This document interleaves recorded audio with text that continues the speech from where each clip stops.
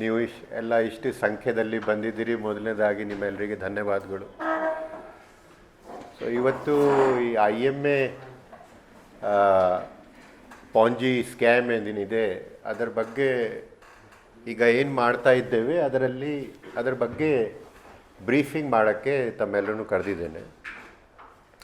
ಒಂದು ನೋಟ್ಸ ತಯಾರು ಮಾಡಿದ್ದೇವೆ ನಾವು ಇಂಗ್ಲೀಷ್ ಮತ್ತು ಕನ್ನಡದಲ್ಲಿ. ಈಗ ಜಸ್ಟ್ ಕಾಪಿಯಾಗಿ ಸಿಗತ್ತೆ ನಿಮ್ಮೆಲ್ಲರಿಗೂ. ಇವತ್ತು ನಾವು ನ್ಯೂಸ್ ಪೇಪರ್ದಲ್ಲಿ ಒಂದು ಪಬ್ಲಿಕ್ ನೋಟಿಸ್ ಕೊಟ್ಟಿದ್ದೆವು. ಆ ಪಬ್ಲಿಕ್ ನೋಟಿಸಲ್ಲಿ ಯಾವ ರೀತಿ IMA ವಿಕ್ಟಿಮ್ಸ್ ಅವರ ಹಣನೂ ಹಿಂಪಡೆಯಲು ಅರ್ಜಿ ಹಾಕ್ಬೋದು ಅದರ ಬಗ್ಗೆ ನಾವು ಪ್ರೊಸೀಜರನ್ನು ತಿಳಿಸಿದೆವು. ಅರ್ಜಿ ಸ್ವೀಕರಿಸುವಂಥ ಕಮೆನ್ಸ್ಮೆಂಟ್ ಡೇಟ್ ಈ ತಿಂಗಳು 25ರಿಂದ ಚಾಲೂ ಆಗ್ತದೆ. ಕಾನೂನಡಿಯಲ್ಲಿ 1 ತಿಂಗಳು ಕಾಲಾವಕಾಶ ಇರುತ್ತೆ ಅರ್ಜಿಗಳನ್ನು ಸಲ್ಲಿಸಲಿಕ್ಕೆ. ಅಂದರೆ 24 ಡಿಸೆಂಬರ್ವರೆಗೆ ಅರ್ಜಿಗಳನ್ನು ಕ್ಲೇಮೆಂಟ್ಸ್ ಅಂದರೆ IMA ಡೆಪಾಸಿಟರ್ ಸಲ್ಲಿಸ್ಬೋದು. 1 ತಿಂಗಳು ಆದ ನಂತರ ಅರ್ಜಿ ಸಲ್ಲಿಕೆಗೆ ಅವಕಾಶ ಇರುವುದಿಲ್ಲ. ಯಾವುದೇ ಕ್ಲೇಮ್ ಬಂದರೆ ಅದನ್ನು ಎಕ್ಸೆಪ್ಟ್ ಮಾಡೋಕ್ಕೆ ಬರಲ್ಲ. ಈ ಕಾನೂನಿನಲ್ಲೇ 1 ತಿಂಗಳು ಮಾತ್ರ ಅವಕಾಶ ಇರುವುದರಿಂದ ನಾವು 25 ತಾರೀಕಿಂತ ಸ್ವಲ್ಪ ಮುಂಚಿತವಾಗಿಯೇ ಇದರ ಬಗ್ಗೆ ಪಬ್ಲಿಸಿಟಿ ಕೊಡ್ತಾ ಇದ್ದೇವೆ. ಯಾಕಂದರೆ ಜನ ಅದರ ಬಗ್ಗೆ ಸ್ವಲ್ಪ ಅವರು ಪ್ರಿಪರೇಷನ್ ಮಾಡಿಕೊಳ್ಳಿ. ತಕ್ಷಣ ನಾವು 25ನೇ ತಾರೀಕಿಗೆ ಹೇಳಿ 30 ದಿವಸ ಕೊಟ್ಟರೆ ಅವರಿಗೆ ಗೊತ್ತಾಗುವವರೆಗೆ ಸ್ವಲ್ಪ ಸಮಯ ಹೋಗಿಬಿಡತ್ತೆ. ಸೊ ಅದಕ್ಕೆ 10-15 ದಿವಸ ಮುಂಚಿತವಾಗಿ ನಾವು ಇದನ್ನು ಇವತ್ತು ಪಬ್ಲಿಸಿಟಿ ಚಾಲೂ ಮಾಡ್ತಾ ಇದ್ದೇವೆ. ಸೊ ಇದರ ಬಗ್ಗೆ ಒಂದು ಪತ್ರಿಕಾ ಪ್ರಕಟಣೆ ಮಾಡಿದ್ದೆವು, ಪಬ್ಲಿಕ್ ನೋಟಿಸ್. ಈ ಪ್ರೆಸ್ ಮೀಟ್ ಮುಖಾಂತರ ತಿಳಿಸ್ತಾ ಇದ್ದೇವೆ. ಇದರ ಜೊತೆಗೆ ನಮ್ಮ ಹತ್ತಿರ ಎಲ್ಲ ಡೆಪಾಸಿಟರ್ಸ್ದು IMA ಕಂಪ್ನಿ ಹತ್ತಿರ ಡೇಟಾಬೇಸ್ ಇತ್ತು. ಆ ಡೇಟಾಬೇಸಿಂದ ಎಲ್ಲ ಡೆಪಾಸಿಟರ್ಸ್ದು ಮೊಬೈಲ್ ನಂಬರ್ ತಗೊಂಡಿದ್ದೆವು. ಆ ಮೊಬೈಲ್ ನಂಬರಿಗೆ ಒಂದು SMS ಸಂದೇಶ ಕಳಿಸ್ತಾ ಇದ್ದೇವೆ. SMS ಸಂದೇಶದಲ್ಲಿ ಅವರಿಗೆ ಕ್ಲೇಮ್ದು ಯಾವ ರೀತಿ ದಿನಾಂಕ ಇದೆ, ಕೊನೆ ದಿನಾಂಕ ಇದೆ, ಆ ಮಾಹಿತಿ ಕಳಿಸ್ತೇವೆ.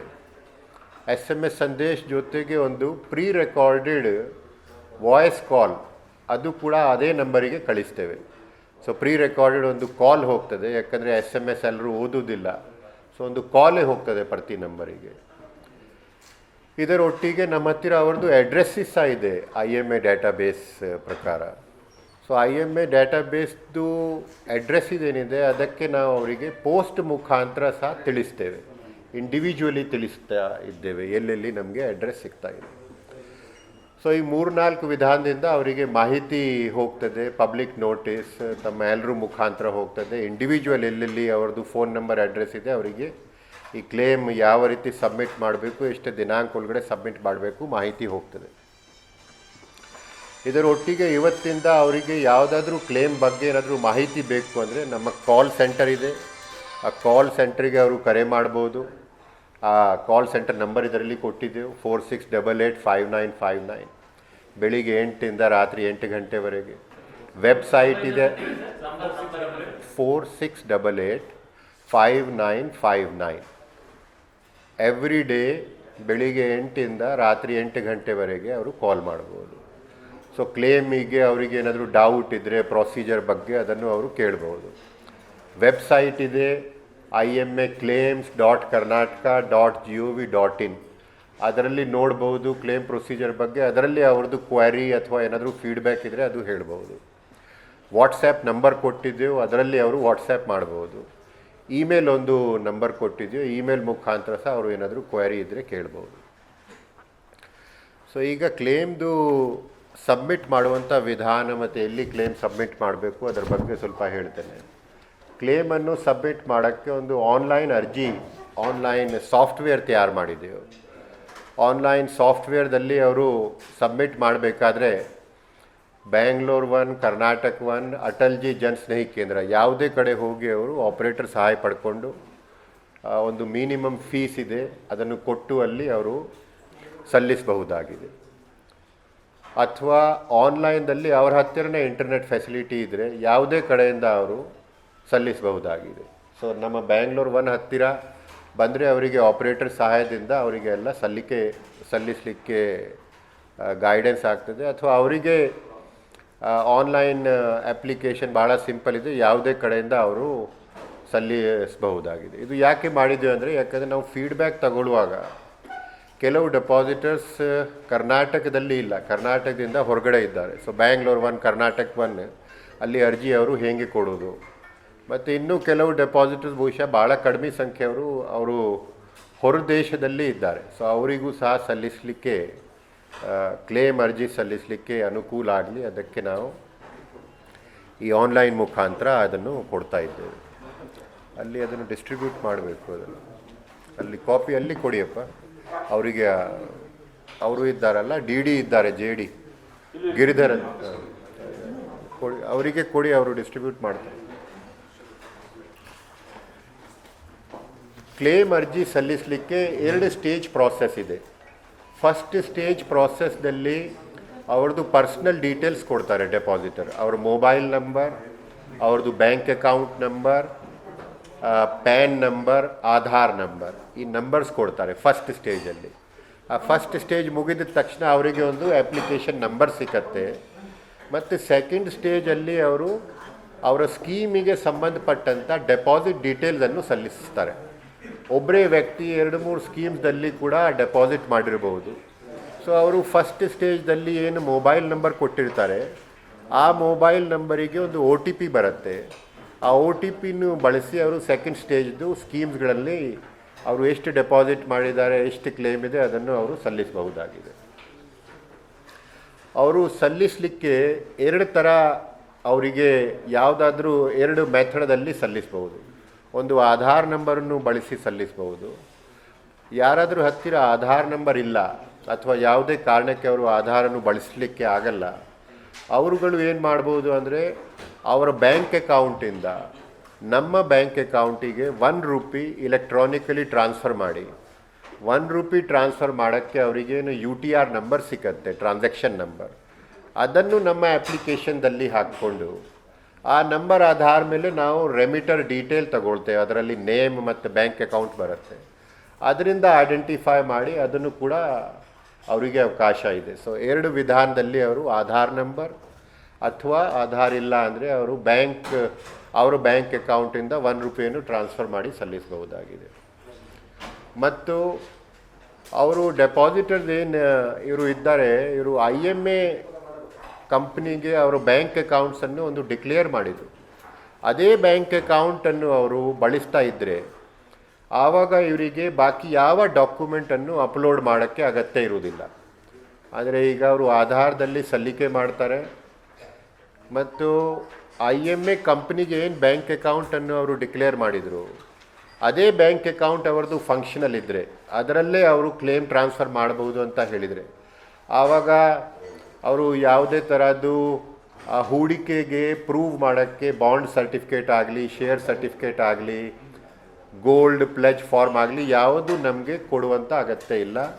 ನಾವು ಅವ್ರದ್ದು ಬ್ಯಾಂಕ್ ಅಕೌಂಟ್ ಅದೇ ಆಪ್ರೇಷನಲ್ ಇದೆ ಅಂತ ಇದ್ದರೆ ನಮಗೆ ಖಾತ್ರಿ ಆಗ್ತದೆ ಅದೇ ಡೆಪಾಸಿಟ್ರ್ ಇದ್ದಾರೆ. ಯಾಕಂದರೆ ಅದೇ ಬ್ಯಾಂಕ್ ಅಕೌಂಟಲ್ಲಿ ಅವ್ರದ್ದು IMA ಜೊತೆಗೆ ಹಣ ಡೆಪಾಸಿಟ್ ಆಗಿದೆ ಮತ್ತು ಅವರಿಗೆ ತಿಂಗಳಿಗೆ 3 ತಿಂಗಳಿಗೆ ರಿಟರ್ನ್ಸ್ ಕೂಡ ಹೋಗಿದೆ. ಸೊ ನಮಗೆ ಖಾತ್ರಿ ಇರುತ್ತೆ. ಇದೇ ರೀತಿ ಅವರು ಸ್ಕೀಮ್ ವೈಸ್ ನಾನು ಹೇಳಿದೆ 2ನೇ ಸ್ಟೇಜ್ದಲ್ಲಿ ಅಪ್ಲಿಕೇಶನ್ದಲ್ಲಿ ಎಷ್ಟು ಸ್ಕೀಮ್ ವೈಸ್ ಡೆಪಾಸಿಟ್ ಮಾಡಿದರು, 5 ಲಕ್ಷ 10 ಲಕ್ಷ, ಆ ಡೀಟೇಲ್ಸ್ ಅವರು ಏನು ನಮಗೆ ನೀಡ್ತಾರೆ, ಆ ಡೀಟೇಲ್ಸನ್ನು ನಾವು ರಿಯಲ್ ಟೈಮಲ್ಲೇ ಡೇಟಾಬೇಸನ್ನು IMAದು ಡೇಟಾಬೇಸ್ ತಗೊಂಡು ನಮ್ಮ ಹತ್ತಿರ ಇಟ್ಕೊಂಡಿದ್ದೇವೆ. ಅದರ ಜೊತೆಗೆ ನಾವು ಟ್ಯಾಲಿ ಮಾಡ್ತೇವೆ. ಟ್ಯಾಲಿ ಆಯಿತು ಅಂದರೆ ನಾವು ಅವರಿಂದ ಯಾವುದು ಡೆಪಾಸಿಟ್ ರಿಸೀಟ್ಸ್ ಕೇಳಲ್ಲ.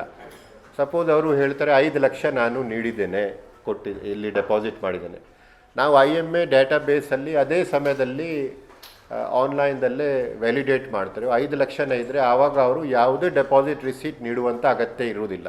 ಏಕೆಂದರೆ ಅವರು ಕೇಳ್ತಕ್ಕಂಥ ನಮ್ಮ ಹತ್ತಿರ ಮಾಹಿತಿ ಇರುವಂಥ ಟ್ಯಾಲಿ ಆಯಿತು. ಒಂದು ವೇಳೆ ನಮ್ಮ ಡೇಟಾಬೇಸ್ ಅಂದರೆ IMAಯಿಂದ ಪಡೆದಿದ್ದು ಡೇಟಾಬೇಸಲ್ಲಿ 5 ಲಕ್ಷ ಇದ್ದರೆ ಅವರು 6 ಲಕ್ಷ ಹೇಳಿದರೆ ಆವಾಗ ನಾವು ಅವರಿಗೆ ಹೇಳ್ತೇವೆ ನೀವು ಡೆಪಾಸಿಟ್ ರಿಸೀಟ್ಸ್ ಏನಿದೆ ಅದನ್ನು ಅಪ್ಲೋಡ್ ಮಾಡಿ. ಸೊ ಅವರು ಸ್ಕ್ಯಾನ್ ಮಾಡಿ ಆ ಸಾಫ್ಟ್ವೇರ್ದಲ್ಲಿ ಅರ್ಜಿ ಸಲ್ಲಿಸುವಾಗ ಅಪ್ಲೋಡ್ ಮಾಡಬೇಕಾಗತ್ತೆ. ಟ್ಯಾಲಿ ಆಯಿತು ಅಂದರೆ ಏನೂ ಅಪ್ಲೋಡ್ದು ಅಗತ್ಯ ಇಲ್ಲ. ಮತ್ತು ಯಾವುದು ಇವರು ಡಾಕ್ಯುಮೆಂಟ್ಸ್ ಅಪ್ಲೋಡ್ ಮಾಡ್ತಾರೆ, ಒಂದು ವೇಳೆ ನಾನು ಆಗಲೇ ಹೇಳಿದೆ ಅವರದ್ದು IMA ಬ್ಯಾಂಕ್ ಅಕೌಂಟ್ ಆಪ್ರೇಷನಲ್ ಇದ್ದರೆ ಅವರು ಯಾವುದೇ ಬಾಂಡ್ ಸರ್ಟಿಫಿಕೇಟ್ ಅಥವಾ ಶೇರ್ ಸರ್ಟಿಫಿಕೇಟ್ ಅಪ್ಲೋಡ್ ಮಾಡುವ ಅಗತ್ಯ ಇಲ್ಲ. ಅವ್ರದ್ದು ಡೆಪಾಸಿಟ್ ಕ್ಲೇಮ್ ಡೀಟೇಲ್ ನಮ್ಮ ಹತ್ತಿರ ಇರುವಂಥ ಡೆಪಾಸಿಟಿಗೆ ಟ್ಯಾಲಿ ಆಯಿತು, ರಿಸೀಟ್ ಅಪ್ಲೋಡ್ ಮಾಡುವಂಥ ಅಗತ್ಯ ಇಲ್ಲ. ಸೊ ನಮ್ಮ ಅಂದಾಜು ಪ್ರಕಾರ 95% ಜನರು ಯಾವುದು ಡಾಕ್ಯುಮೆಂಟ್ ಅಪ್ಲೋಡ್ ಮಾಡುವಂಥ ಬರುವುದಿಲ್ಲ. ಆದರೆ ಕೆಲವು ಸಂದರ್ಭದಲ್ಲಿ ಅವರದ್ದು IMA ಅಲ್ಲಿ ಡಿಕ್ಲೇರ್ಡ್ ಬ್ಯಾಂಕ್ ಅಕೌಂಟ್ ಚೇಂಜ್ ಆಗಿದೆ, ಆವಾಗ ನಾವು ಅವರಿಗೆ ಬಾಂಡ್ ಸರ್ಟಿಫಿಕೇಟ್ ಅಥವಾ ಶೇರ್ ಸರ್ಟಿಫಿಕೇಟ್ ಅಪ್ಲೋಡ್ ಮಾಡಿ ಹೇಳ್ತೇವೆ. ಅಥವಾ ಅವ್ರದ್ದು ಕ್ಲೇಮ್ದು ಡೆಪಾಸಿಟ್ ನಮ್ಮ ಡೇಟಾಬೇಸಿಗೆ ಟ್ಯಾಲಿ ಆಗಿಲ್ಲ, ಆವಾಗ ನೀವು ಡೆಪಾಸಿಟ್ ರಿಸೀಟನ್ನು ಅಪ್ಲೋಡ್ ಮಾಡಿ ಕೇಳ್ತೇವೆ. ಸೊ ಯಾವ ಸಂದರ್ಭದಲ್ಲಿ ಅವರು ಅಪ್ಲೋಡ್ ಮಾಡ್ತಾರೆ, ಆ ಅಪ್ಲೋಡ್ ಮಾಡಿದ್ದು ಸ್ಕ್ಯಾನ್ ಡಾಕ್ಯುಮೆಂಟ್ ನಮಗೆ ಸಿಕ್ಕತ್ತೆ. ಆದರೆ ಆ ಡಾಕ್ಯುಮೆಂಟ್ಸನ್ನು ಅವರಿಗೆ ಸಂಬಂಧಪಟ್ಟ ತಹಶೀಲ್ದಾರಿಂದ ಅಟೆಸ್ಟ್ ಮಾಡಿಸಬೇಕಾಗತ್ತೆ. ನಾವು ಫಿಸಿಕಲ್ ಫಾರ್ಮ್ದಲ್ಲಿ ಯಾವ ಡಾಕ್ಯುಮೆಂಟ್ ತಗೊಳ್ಳೋದಿಲ್ಲ. ಅವರು ಅರ್ಜಿ ಸಲ್ಲಿಸುವಾಗ ಸ್ಕ್ಯಾನ್ ಮಾಡಿ ಕೊಟ್ಬಿಡ್ತಾರೆ, ಒರಿಜಿನಲ್ ಅವ್ರ ಹತ್ತಿರ ಇರುತ್ತೆ. ಅದ ನಂತರ ಅವರು ಅಟೆಸ್ಟ್ ಮಾಡೋಕ್ಕೆ ಒರಿಜಿನಲ್ ತಗೊಂಡು ಹೋಗಿ ಅವರ ಸಂಬಂಧಪಟ್ಟ ತಹಶೀಲ್ದಾರ್ ಹತ್ತಿರ ಹೋಗ್ತಾರೆ. ತಹಶೀಲ್ದಾರ್ ಒರಿಜಿನಲ್ ನೋಡಿಕೊಂಡು ನಮ್ಮ ಸಾಫ್ಟ್ವೇರಿಂದ ತಹಶೀಲ್ದಾರಿಗೆ ಹೋಗಿರ್ತದೆ ಸ್ಕ್ಯಾನ್ಡ್ ಕಾಪಿ, ಅದನ್ನು ತಾಳೆ ಮಾಡ್ತಾರೆ. ಅದು ಕರೆಕ್ಟ್ ಇದ್ದರೆ ಸಾಫ್ಟ್ವೇರ್ದಲ್ಲೇ ಇದು ಅಟೆಸ್ಟೇಷನ್ ಮಾಡ್ತಾರೆ, ಒರಿಜಿನಲ್ ಅವರಿಗೆ ರಿಟರ್ನ್ ವಾಪಸ್ ಮಾಡ್ತಾರೆ. ಸೊ ನಾವು ಫಿಸಿಕಲ್ ಡಾಕ್ಯುಮೆಂಟ್ಸ್ ಯಾವಾಗ ಕಲೆಕ್ಟ್ ಮಾಡೋದಿಲ್ಲ, ಅಟೆಸ್ಟೆಡ್ ಡಾಕ್ಯುಮೆಂಟ್ಸ್ ನಮ್ಮ ಹತ್ತಿರ ಇರುತ್ತೆ. ಅಟೆಸ್ಟೇಷನ್ ಮಾಡೋಕ್ಕೆ ನಾವೇನು ಕ್ಲೇಮ್ ಅವಧಿ ಇದೆ 30 ದಿವಸ, ಅದರಲ್ಲಿ ಕೆಲವು ಸಂದರ್ಭದಲ್ಲಿ ಆಗೋದಿಲ್ಲ. ಸೊ ಅಟೆಸ್ಟೇಷನ್ ಮಾಡೋಕ್ಕೆ ನಾವು ನಮ್ಮ ಕ್ಲೋಸಿಂಗ್ ಡೇಟಿಂದ ಇನ್ನೂ 60 ದಿವಸ ಟೈಮ್ ಕೊಡ್ತಾ ಇದ್ದೇವೆ. ಅಂದರೆ ಕ್ಲೋಸಿಂಗ್ ಡೇಟ್ ಇರೋದು 24 ಡಿಸೆಂಬರ್. ಆದರೆ ಅಟೆಸ್ಟೇಷನ್ ಏನಾದರೂ ಅಗತ್ಯ ಇದ್ದರೆ ಡಾಕ್ಯುಮೆಂಟು, ಸೊ 30 ದಿನ ಒಳಗಡೆ ಎಲ್ಲ ಕಡೆ ಹೋಗಿ ಮಾಡೋಕ್ಕೆ ಆಗಲ್ಲ, ಅದಕ್ಕೆ 60 ದಿನ ಇನ್ನೂ ಹೆಚ್ಚು ಟೈಮ್ ಕೊಡ್ತಾ ಇದ್ದೇವೆ. ಅವರು ಕಂಫರ್ಟೇಬಲಿ ಅದರಲ್ಲಿ ಅಟೆಸ್ಟೇಷನ್ ಮಾಡಿಸ್ತೇವೆ. ಸಂಬಂಧಪಟ್ಟ ತಹಶೀಲ್ದಾರ್ ನಾವು ಅರ್ಜಿ ತಗೊಳ್ಳುವಾಗ ಅವರಿಂದ ಕೇಳ್ತೇವೆ ನಿಮ್ಮ ಯಾವ ತಾಲ್ಲೂಕು ಅಂತ. ಸೊ ಅಲ್ಲೇ ರೆಕಾರ್ಡ್ ಮಾಡಿರ್ತೇವೆ. ಅವರು ಒಂದು ಬ್ಯಾಂಗ್ಳೂರು ನಾರ್ತ್ ತಾಲ್ಲೂಕಿದ್ರೆ ಬ್ಯಾಂಗ್ಳೂರು ನಾರ್ತ್ ತಾಲ್ಲೂಕು ತಹಶೀಲ್ದಾರಿಗೆ ಹೋಗಿರ್ತದೆ. ಸೊ ಅವರು ಒಂದು ವೇಳೆ ಡಾಕ್ಯುಮೆಂಟ್ ನಮಗೆ ಸಲ್ಲಿಸಿದರೆ ಅವರು ಒರಿಜಿನಲ್ ತಗೊಂಡು ಹೋಗಿ ತಹಶೀಲ್ದಾರ್ ಹತ್ತಿರ ಹೋಗಿ ಅಲ್ಲಿ ತೋರಿಸ್ಬಿಟ್ಟು ತಹಶೀಲ್ದಾರ್ ನೋಡಿಕೊಂಡು ಟ್ರೂ ಕಾಪಿ ಅಂತ ಅಟೆಸ್ಟ್ ಮಾಡಿದರೆ ಆವಾಗ ನಾವು ಅದನ್ನು ವೆರಿಫಿಕೇಷನ್ಗೆ ಬಳಸಲಿಕ್ಕೆ ಆಗ್ತದೆ. ಯಾಕೆಂದರೆ ನಾವು ಒರಿಜಿನಲನ್ನು ಯಾವುದು ಕಲೆಕ್ಟ್ ಮಾಡ್ತಾ ಇಲ್ಲ. ಮತ್ತು ಆಧಾರಲ್ಲಿ ನಾವು ಹೇಳಿದ್ದೆ ಅವರು ಆಧಾರ್ ಮುಖಾಂತರ ಅಥವಾ ₹1 ಟ್ರಾನ್ಸ್ಫರ್ ಮುಖಾಂತರ ನಮಗೆ ಅರ್ಜಿ ಸಲ್ಲಿಸ್ಬೋದು ಅಂತ ಹೇಳಿದ್ದೇವೆ. ಆದರೆ ಆಧಾರಲ್ಲಿ ಅವರು ಬಯೋಮೆಟ್ರಿಕ್ ಬದಲಾಗಿ OTP ಇಂದ ನಮಗೆ ಅರ್ಜಿ ಸಲ್ಲಿಸಿದರೆ, ಆಧಾರಲ್ಲಿ ಬಯೋಮೆಟ್ರಿಕ್ ಇದ್ದರೆ ನಮಗೆ ಖಚಿತ ಇರುತ್ತೆ ಆ ವ್ಯಕ್ತಿ ಬಂದಿದ್ದಾರೆ, ಅವರೇ ಮಾಡಿದ್ದಾರೆ. OTP ಮುಖಾಂತರ ಮಾಡಿದರೆ 1% ಡೌಟ್ ಇರುತ್ತೆ, ಈ ವ್ಯಕ್ತಿ ಮಾಡಿದಾರಾ ಅಥವಾ ಬೇರೆ ಯಾರಾದರೂ ಅವರು ಬದಲಾಗಿ ಮಾಡಿದ್ದಾರೆ. ಆ 1% ಕೂಡ ಡೌಟ್ ಇರಬಾರ್ದು. ಅದಕ್ಕೆ OTPಯಲ್ಲಿ ಯಾರು ಮಾಡಿರ್ತಾರೆ ಮತ್ತು IMAಗೆ ಡಿಕ್ಲೇರ್ಡ್ ಬ್ಯಾಂಕ್ ಅಕೌಂಟ್ ಬದಲಾಗಿ ಬೇರೆ ಬ್ಯಾಂಕ್ ಅಕೌಂಟಿಂದ ₹1 ನಮಗೆ ಟ್ರಾನ್ಸ್ಫರ್ ಮಾಡಿರ್ತಾರೆ. ಆ ವ್ಯಕ್ತಿಗಳದ್ದು ಕ್ಲೇಮ್ ಅರ್ಜಿ ಅಂತೂ ನಾವು ಸ್ವೀಕರಿಸ್ತೇವೆ, 1 ತಿಂಗಳಲ್ಲಿ ಅವರಿಗೆ ಅವಕಾಶ ಕೊಡ್ತೇವೆ. ಆದರೆ ಕ್ಲೇಮನ್ನು ಸೆಟಲ್ ಮಾಡಿ ಯಾವಾಗ ಹಣ ಸಂದಾಯ ಮಾಡುವ ಅವರಿಗೆ ಸ್ಟೇಜ್ ಬರುತ್ತೆ, ಅದಕ್ಕೆ ಮುಂಚಿತವಾಗಿ ನಾವು ಅವರಿಂದ ಅಡಿಷನಲ್ ಅಥೆಂಟಿಕೇಷನ್ ಕೇಳ್ತೇವೆ. ಯಾಕಂದರೆ ಅವರು ಆಗ OTP ಅಥವಾ ಬೇರೆ ಬ್ಯಾಂಕ್ ಅಕೌಂಟಿಂದ ಕೊಟ್ಟಿದ್ದರು. ಕ್ಲೇಮ್ ಅರ್ಜಿ ತಗೊಳ್ಬಿಡ್ತೇವೆ, ಯಾಕಂದರೆ ಯಾರಿಗೆ ಕ್ಲೇಮ್ ಸಲ್ಲಿಸಲಿಕ್ಕೆ ಆಪರ್ಚುನಿಟಿ ಡಿನೈ ಆಗಬಾರ್ದು, ಅದರಲ್ಲಿ ಲಿಬ್ರಲ್ ಕೊಡ್ತಾ ಇದ್ದೇವೆ. ಆದರೆ ಕ್ಲೇಮ್ ಸೆಟಲ್ ಮಾಡಬೇಕಾದ್ರೆ ನಮಗೆ ಪಕ್ಕ ಖಾತ್ರಿ ಇರಬೇಕು, ಈ ವ್ಯಕ್ತಿ ಖಂಡಿತ ಕ್ಲೇಮ್ ತಗೊಳ್ಳೋಕ್ಕೆ ಇವರೇ ಅರ್ಜಿ ಮಾಡಿದರು. ಸೊ ಅದಕ್ಕೆ ಅವರಿಗೆ ನಾವು ಅವರು ಬಯೋಮೆಟ್ರಿಕ್ ಮುಖಾಂತರ ಅಥವಾ IMAಗೆ ಡಿಕ್ಲೇರ್ಡ್ ಬ್ಯಾಂಕ್ ಅಕೌಂಟಿಂದ ₹1 ಟ್ರಾನ್ಸ್ಫರ್ ಮಾಡೋಕ್ಕೆ ಇನ್ನೂ 60 ದಿವಸ ಟೈಮ್ ಕೊಡ್ತೇವೆ ಅವರಿಗೆ. 60 ದಿವಸ ಅಂದರೆ 24 ಡಿಸೆಂಬರ್ ನಂತರ ಸಹ 60 ದಿವಸದಲ್ಲಿ ಅವರಿಗೆ ಟೈಮ್ ಕೊಡ್ತೇವೆ. ಅವರು ಬಂದು ನಮಗೆ ಅಡಿಷನಲ್ ಅಥೆಂಟಿಕೇಷನ್ ಮಾಡಬಹುದು. ಅಷ್ಟರಲ್ಲಿ ಕೂಡ ಅವರಿಗೆ ಆಗಿಲ್ಲ ಅಂದರೆ ಅವರು ಖುದ್ದಾಗಿ ಬಂದು ನಮ್ಮ ಕಚೇರಿಗೆ alternate identification document, driving licence ಅಥವಾ ಪಾಸ್ಪೋರ್ಟ್ ಅಥವಾ ಎಪಿಕ್ ಕಾರ್ಡ್ ಅವು ತಗೊಂಡು ಅವ್ರದ್ದು ಐಡೆಂಟಿಟಿನೂ ಖಚಿತಪಡಿಸಿದ ನಂತರ ನಾವು ಕ್ಲೇಮ್ ಅವ್ರದ್ದು ಸೆಟಲ್ ಆದ ನಂತರ ಅವರ ಹೇಳಿದ್ದು ಬ್ಯಾಂಕ್ ಅಕೌಂಟಿಗೆ ಟ್ರಾನ್ಸ್ಫರ್ ಮಾಡ್ತೇವೆ. ಸೊ ಯಾರಾದರೂ ಬಯೋಮೆಟ್ರಿಕ್ ಆಧಾರ್ ಮುಖಾಂತರ ಅರ್ಜಿ ಸಲ್ಲಿಸಿದರೆ ಅಥವಾ IMAಗೆ ಡಿಕ್ಲೇರ್ಡ್ ಬ್ಯಾಂಕ್ ಅಕೌಂಟಿಂದ ₹1 ಟ್ರಾನ್ಸ್ಫರ್ ಮಾಡಿ UTR ನಂಬರ್ ಬಳಸಿ ನಮಗೆ ಅರ್ಜಿ ಸಲ್ಲಿಸಿದರೆ ಅವರಿಗೆ ಹೆಚ್ಚು ಯಾವುದು ಏನು ಬೇಕಾಗಿದ್ದಿರೋದಿಲ್ಲ, ಯಾವುದೇ ಡಾಕ್ಯುಮೆಂಟ್ ಅವರು ಅಪ್ಲೋಡ್ ಮಾಡುವಂಥ ಇರುವುದಿಲ್ಲ, ಅಡಿಷ್ನಲ್ ಅಥೆಂಟಿಕೇಷನ್ ನಂತರ ಏನು ಬೇಕಾಗಿರುವುದಿಲ್ಲ. ಮತ್ತು ಈ ಸಾಫ್ಟ್ವೇರ್ದಲ್ಲಿ ನಾವು ಏನು ಮಾಡ್ತಾ ಇದ್ದೇವೆ, ಅರ್ಜಿಗಳು ತಗೊಂಡು ಮತ್ತು ಪ್ರಾಸೆಸಿಂಗಲ್ಲಿ, ಯಾಕಂದರೆ ಅಂದಾಜು 1 ಲಕ್ಷ ಡೆಪಾಸಿಟರ್ಸ್ ಇದ್ದಾರೆ. ಸೊ 1 ಲಕ್ಷ ಜನಗಳಿಂದ ನಮಗೆ ಅರ್ಜಿ ಬರ್ಬೋದು. ಅರ್ಜಿಗಳು ತಗೊಂಡು ಪ್ರಾಸೆಸಿಂಗ್ ಮಾಡೋಕ್ಕೆ ಆವಾಗ ಮಿಸ್ಟೇಕ್ಸ್ ಗೊತ್ತಾದ ನಂತರ ಮತ್ತೆ ಅವರನ್ನು ಕರೆದು ಸಂಪರ್ಕ ಮಾಡೋದು ಬದಲಾಗಿ ಸಾಫ್ಟ್ವೇರ್ದಲ್ಲಿ ಏನು ಮಾಡ್ತಾ ಇದ್ದೇವೆ, ಮಾಹಿತಿ ತಗೊಳ್ಳುವಾಗಲೇ ರಿಯಲ್ ಟೈಮ್ದಲ್ಲಿ ವ್ಯಾಲಿಡೇಟ್ ಮಾಡ್ತೇವೆ. ಮೊಬೈಲ್ ನಂಬರ್ ತಗೊಳ್ಳುವಾಗ OTP ಕಳಿಸ್ಬಿಟ್ಟು ಮೊಬೈಲ್ ನಂಬರ್ ಚೆಕ್ ಮಾಡ್ತೇವೆ. ಬ್ಯಾಂಕ್ ಅಕೌಂಟ್ ನಂಬರ್ ಅವರು ಚೇಂಜ್ ಮಾಡಿದರೆ ಅವರಿಗೆ ಹೇಳ್ತೇವೆ ₹1 ಟ್ರಾನ್ಸ್ಫರ್ ಮಾಡಿ ನೀವು ಹೊಸ ಬ್ಯಾಂಕ್ ಅಕೌಂಟಿಂದ ಅದರದ್ದು ನಮಗೆ ಟ್ರಾನ್ಸಾಕ್ಷನ್ ನಂಬರ್ ಕೊಡಿ. ನಾವು ಬ್ಯಾಂಕಲ್ಲಿ ಒಂದು ರಿಯಲ್ ಟೈಮ್ದಲ್ಲಿ ಅದನ್ನು ಅವ್ರದ್ದು ನೆಟ್ವರ್ಕಲ್ಲಿ ವೆಬ್ ಸರ್ವಿಸ್ ತಗೊಂಡಿದ್ದೆವು. ಅವರು UTR ನಂಬರ್ ಕಳಿಸಿದ ತಕ್ಷಣ ನಾವು ಬ್ಯಾಂಕಿಗೆ ಕಳಿಸ್ತೇವೆ. ಅವರು ನಮಗೆ ರಿಯಲ್ ಟೈಮ್ದಲ್ಲೇ ಅವರು ನಮಗೆ ರೆಮಿಟರ್ ನೇಮ್ ಮತ್ತು ಅವ್ರದ್ದು ಬ್ಯಾಂಕ್ ಅಕೌಂಟ್ ನಂಬರ್ ಕೊಡ್ತಾರೆ. ಅಲ್ಲೇ ನಮಗೆ ಮಿಸ್ಟೇಕ್ಸ್ ಆಗೋಕ್ಕೆ ಸಾಧ್ಯ ಇಲ್ಲ. ಪ್ಯಾನ್ ನಂಬರ್ ಇದ್ದರೆ ಇನ್ಕಮ್ ಟ್ಯಾಕ್ಸ್ ಡೇಟಾಬೇಸ್ ಜೊತೆಗೆ ಅದೇ ರಿಯಲ್ ಟೈಮ್ದಲ್ಲೇ ವ್ಯಾಲಿಡೇಟ್ ಮಾಡ್ತೇವೆ. ಆಧಾರ್ ನಂಬರ್ ಆಧಾರ್ ಡೇಟಾಬೇಸ್ ಜೊತೆಗೆ ರಿಯಲ್ ಟೈಮ್ದಲ್ಲೇ ವ್ಯಾಲಿಡೇಟ್ ಮಾಡ್ತೇವೆ. IMAಗೆ ಅವರು ಡೆಪಾಸಿಟ್ ಮಾಡುವಾಗ ಕ್ಲೈಂಟ್ ID, ಕಸ್ಟಮರ್ ID ಅವರಿಗೆ ಕೊಡ್ತಿದ್ರು. ಒಂದು ಈ ಡೆಪಾಸಿಟ್ರಿಗೆ ಗುರುತಿಸಲಿಕ್ಕೆ ಕ್ಲೈಂಟ್ ID ಅಥವಾ ಕಸ್ಟಮರ್ ID ಅಂತ. ಸೊ ಆ ನಂಬರ್ ಅವರಿಂದ ತಗೊಳ್ತೇವೆ. ಆ ನಂಬರನ್ನು ಕೂಡ ನಾವು ರಿಯಲ್ ಟೈಮ್ದಲ್ಲೇ IMA ಡೇಟಾಬೇಸ್ ಜೊತೆಗೆ ವ್ಯಾಲಿಡೇಟ್ ಮಾಡಿಬಿಡ್ತೇವೆ. ನಂತರ ಮತ್ತೆ ಮಿಸ್ಟೇಕ್ ಆಯಿತು ಅವರು ಇಲ್ಲ ಅಂತ ಅದು ಸಮಸ್ಯೆ ಆಗಬಾರ್ದು. ಸೊ ಇದು ಎಲ್ಲ ನಾವು ರಿಯಲ್ ಟೈಮ್ದಲ್ಲೇ ಏನೇನು ಮಾಹಿತಿ ತಗೊಳ್ತೇವೆ ಅವೆಲ್ಲ ರಿಯಲ್ ಟೈಮ್ದಲ್ಲೇ ಚೆಕ್ ಮಾಡಿಬಿಡ್ತೇವೆ. ಎರಡನೇದು ಸ್ವಲ್ಪ ಪ್ರೊಸೆಸಿಂಗ್. ಅರ್ಜಿಗಳು ತಗೊಂಡಾದ ನಂತರ ಸ್ವಲ್ಪ ವೆರಿಫಿಕೇಷನ್ ಫಾಸ್ಟ್ ಆಗಲಿ, ಮ್ಯಾನ್ಯುವಲ್ ಇಂಟರ್ವೆನ್ಷನ್ ಕಡಿಮೆ ಆಗಲಿ, ಅದಕ್ಕೆ ಏನು ಮಾಡ್ತೇವೆ, ನೇಮ್ ಮತ್ತು ಫೋಟೋವನ್ನು ಸಾಫ್ಟ್ವೇರ್ ಮುಖಾಂತರ ಮ್ಯಾಚ್ ಮಾಡ್ತೇವೆ. ನೇಮನ್ನು ಯಾವ್ಯಾವುದು ರೆಕಾರ್ಡ್ದಲ್ಲಿ ಮ್ಯಾಚ್ ಮಾಡ್ತೇವೆ, ಅವರು IMA ರೆಕಾರ್ಡ್ದಲ್ಲಿ ಏನು ನೇಮ್ ಇದೆ, ಆಧಾರದಲ್ಲಿ ಅವರು ಕೊಡ್ತಾರೆ ಆಧಾರ್ ಡೇಟಾಬೇಸ್ದಲ್ಲಿ ಏನು ನೇಮ್ ಇದೆ, ಬ್ಯಾಂಕ್ ಟ್ರಾನ್ಸಾಕ್ಷನ್ ಮಾಡುವಾಗ ಬ್ಯಾಂಕ್ ರೆಮಿಟರ್ ಏನು ನೇಮ್ ಇದೆ, ಆ 3 ನೇಮನ್ನು ಮ್ಯಾಚ್ ಮಾಡ್ತೇವೆ. ಸೊ ನಮಗೆ ಪಕ್ಕಾ ಗೊತ್ತಾಗ್ತದೆ ಇದೇ ವ್ಯಕ್ತಿ ಅಂತಾರೆ. ಫೋಟೋವನ್ನು ಯಾವುದು ಮ್ಯಾಚ್ ಮಾಡ್ತೇವೆ, ಆಧಾರದಿಂದ ಫೋಟೋ ತಗೊಳ್ತೇವೆ, IMA ರೆಕಾರ್ಡ್ದಿಂದ ಫೋಟೋ ತಗೊಳ್ತೇವೆ. ಮತ್ತು ಅವರು ಅರ್ಜಿ ಸಲ್ಲಿಸುವಾಗ OTP ಮುಖಾಂತರ ಮಾಡುವಾಗ ಅವ್ರದ್ದು ಲೈವ್ ಫೋಟೋ ಕ್ಯಾಪ್ಚರ್ ಮಾಡ್ತೇವೆ ನಾವು ವೆಬ್ ಕ್ಯಾಮಲ್ಲಿ. ಆ ಲೈವ್ ಫೋಟೋನು ಕೂಡ ಕ್ಯಾಪ್ಚರ್ ಮಾಡಿ ಅದು ಮ್ಯಾಚ್ ಮಾಡ್ತೇವೆ ಸಾಫ್ಟ್ವೇರ್ ಮುಖಾಂತರ. ಸೊ ನಮಗೆ ಅಲ್ಲೇ ಗೊತ್ತಾಗ್ತದೆ ಇದೇ ವ್ಯಕ್ತಿ ಇದ್ದಾರೆ. ಸೊ ಆವಾಗ ಮ್ಯಾನ್ಯುವಲಿ ಚೆಕಿಂಗ್ ಮಾಡಿ ಆ ಮಿಸ್ಟೇಕ್ಸ್ ಅದನ್ನು. ಸೊ ನಮ್ಮ ಅಂದಾಜು ಪ್ರಕಾರ ಇದು ನಾವು ಅರ್ಜಿಗಳು ತಗೊಂಡಾದ ನಂತರ ನಮಗೆ ಮ್ಯಾಕ್ಸಿಮಮ್ 10-15 ದಿವಸ ಬೇಕು ವೆರಿಫಿಕೇಷನ್ ಮಾಡೋಕ್ಕೆ ಕ್ಲೇಮ್ಸ್ ನಮಗೆ ಗೊತ್ತಾಗ್ಬಿಡುತ್ತೆ. ಒಂದು ವಿಶೇಷ ಏನು ಮಾಡಿದ್ದೆವು, ಡೆಪಾಸಿಟ್ರಿ ಯಾವುದಾದ್ರೂ ಕಾರಣಕ್ಕೆ ಯಾವುದಾದ್ರೂ ಸಂದರ್ಭದಲ್ಲಿ ಅವರು ಡೆತ್ ಆಗಿದೆ ಅಥವಾ ಈಗ ಪ್ಯಾಂಡಮಿಕ್ ಇದೆ, ಹಾಸ್ಪಿಟಲೈಸ್ ಆಗಿದ್ದಾರೆ, ಆ ಸಂದರ್ಭದಲ್ಲಿ ಐಸೋಲೇಷನ್ ವಾರ್ಡ್ದಲ್ಲಿ ಇರ್ತಾರೆ, ಯಾರೂ ಹೋಗೋಕ್ಕೆ ಆಗಲ್ಲ. ಸೊ ಈ ಡೆತ್ ಹಾಸ್ಪಿಟಲೈಸೇಷನ್ ಕೇಸಿನಲ್ಲಿ ಸಹ ನಾವು ಅವಕಾಶ ಮಾಡಿದ್ದೆವು. ಈ ಡೆಪಾಸಿಟರ್ಸ್ ಇದ್ದಾರೆ ಅವರು IMAಗೆ ನಾಮಿನಿ ಅಂತ ಡಿಕ್ಲೇರ್ ಮಾಡಿದರು. ಅವರ ಡೆಪಾಸಿಟರಲ್ಲಿ ನನ್ನ ಬದಲಾಗಿ ನಾಮಿನಿ ಅಂತ ಯಾರಿದ್ದಾರೆ. ಸೊ ಇವರು ಡೆತ್ ಅಥವಾ ಹಾಸ್ಪಿಟಲೈಸೇಷನ್ ಕೇಸಲ್ಲಿ ನಾಮಿನಿ ಫೈಲ್ ಮಾಡ್ಬೋದು.